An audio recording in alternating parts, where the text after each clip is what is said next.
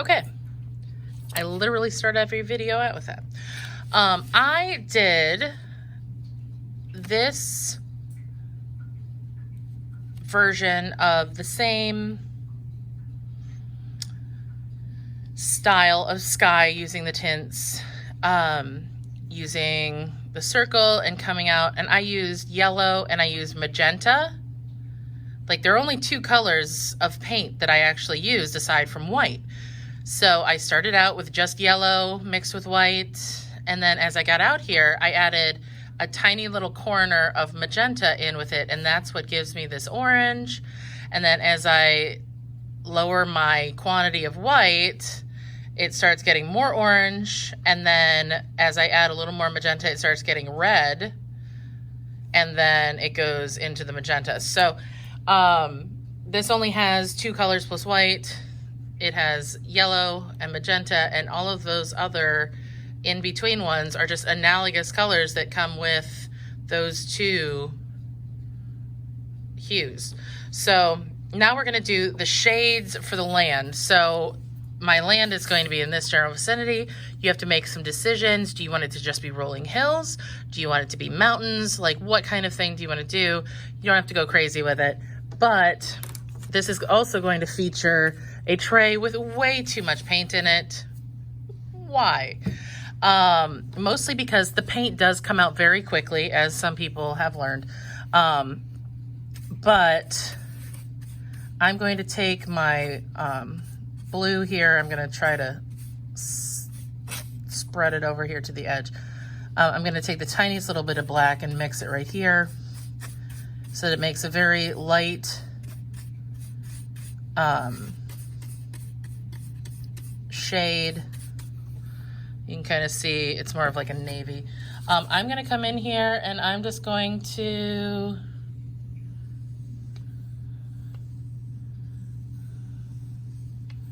make some waves.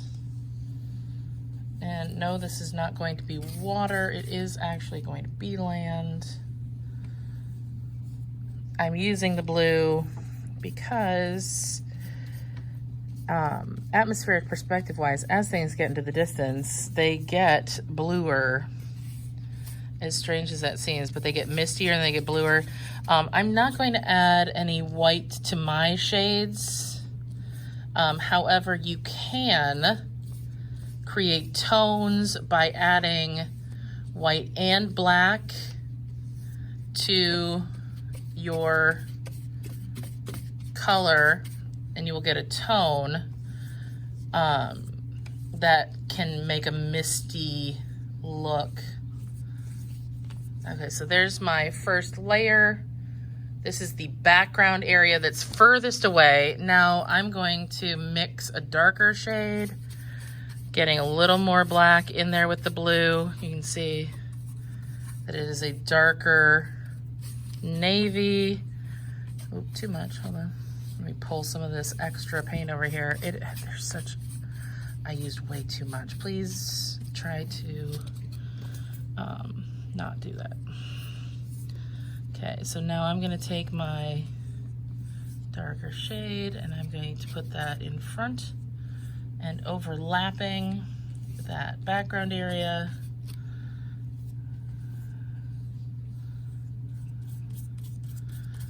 And I'm going to bring this down. I am using a flat brush for this, but I do have a round brush here to do details. I'm going to show you guys how to do some trees of different varieties. So I have my next level of shade. And then I'm going to mix the black with that so that I get an even darker shade. And then I'm going to put that at the very bottom.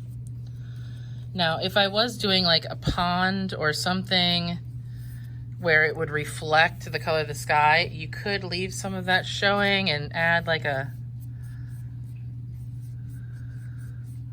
kind of brushy go across there for like a lake. But that is if you would like to do that. You don't have to. I may leave that there just for now, and if I don't like it, I can always put something over it. So now I'm gonna take this pure black and I'm gonna go in with a couple of different trees. So I'm going to, from this foreground area, use the side of the brush to make a trunk of the tree growing up. And then as I got out there, I lifted up. Okay, I'm gonna get some more black. I'm gonna start from my foreground area.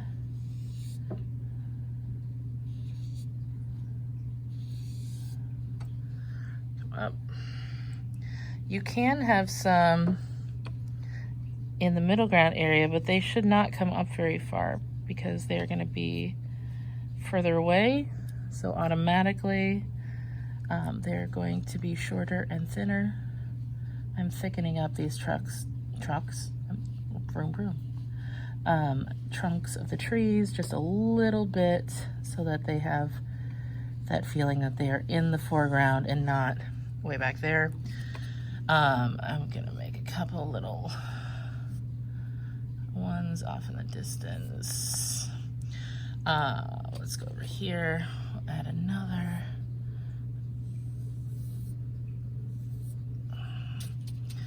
If you feel like your brush is getting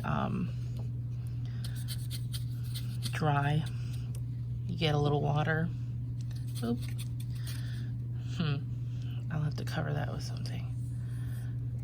Okay, so thicken up my chunk here. I just put my fingerprint on that, so I'm gonna kind of dab my brush for some bushes close by.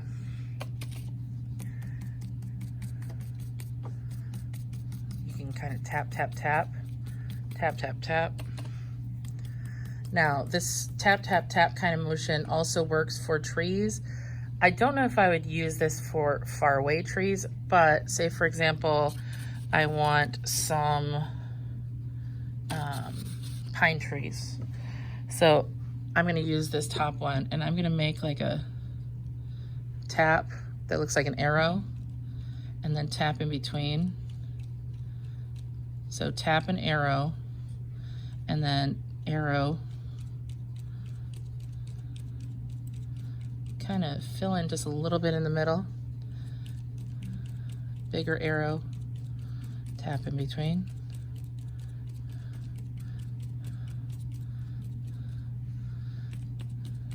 Bigger arrow.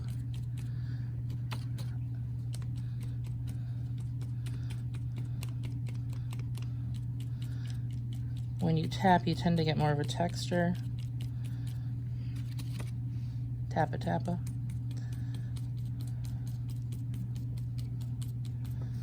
Okay, so I'm gonna do that in the one next to it too.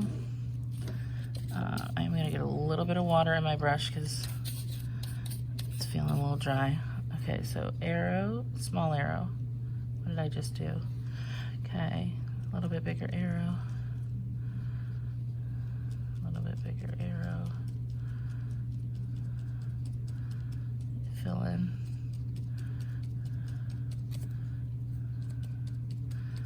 If you slip, it's not a big deal. Like, turn it into something. So I've got my tap over there. Because this brush is so big, again, try not to use this for smaller things. You can use the smaller round brush. Get a little water. So if I want this one out here to be a pine tree too, I can kind of just make the little arrows because it does not have to have as much texture in it. It's further away, you can't see as much texture. It's also kind of giving that feel of evening. So literally just arrow. It's a little chunky, but that's okay. There's nothing wrong with a little chunky. Just kind of spread out. If you want the like regular like bare tree kind of look, oh, I'm sorry. You may want to get a tiny brush, or technically, if you dip a pencil, you can go in and you just make little Ys. Y on either side.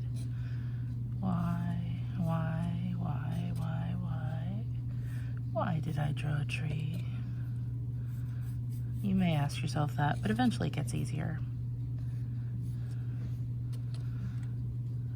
Okay, and you know, once you get those top areas down a little bit, you can use the skinny brush. I tend to put my pinky down. Water. You don't want your brush to be dry, because then it will like pull at the paper, it'll stick, makes it harder to deal with. I'm just barely putting the brush down, like literally just like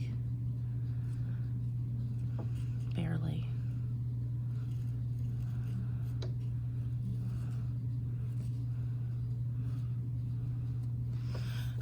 So you can kind of see how this is. With my lake here, I'm going to keep it, but I'm also going to add some shadow on the lake itself, like so, kind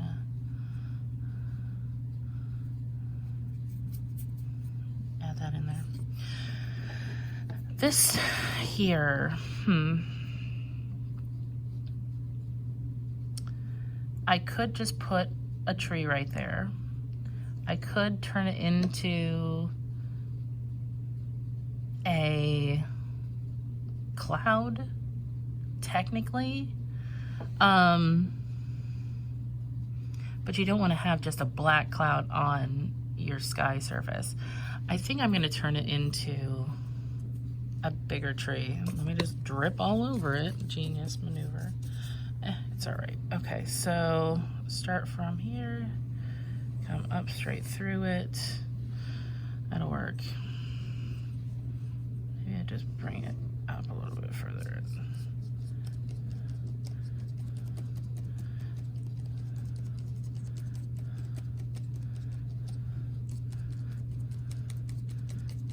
Hide it right in there. I'm just gonna cover up that other tree that's in there. It's not a big deal.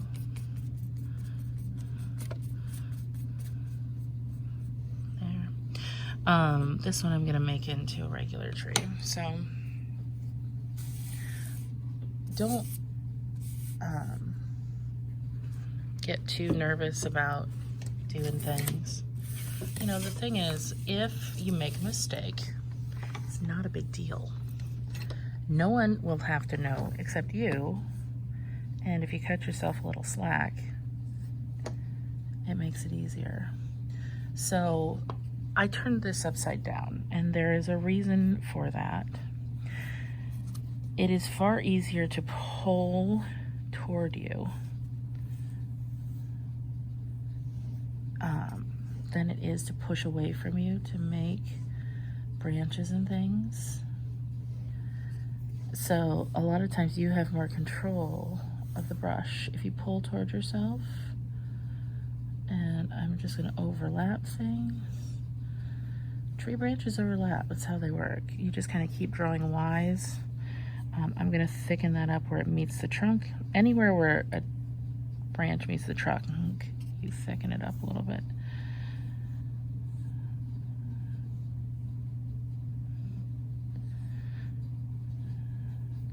So you just kind of keep going. I'm going to overlap these two trees. If I were doing a little more highlight, I might go in and Bob Ross it a little bit and add a little light to the edge. This is less about what it looks like and more about the technique of making tints and shades. But if you wanted to, you could add some highlight to your tree. I'm going to thicken that up right there. I'm going to thicken this up too. Just a little. Make it look a little like it's been there for a while. So, thicken this branch. If your branches look a little anemic or like a little off, it's probably because they're not thick enough where they meet the actual tree. You just take your time and keep adding.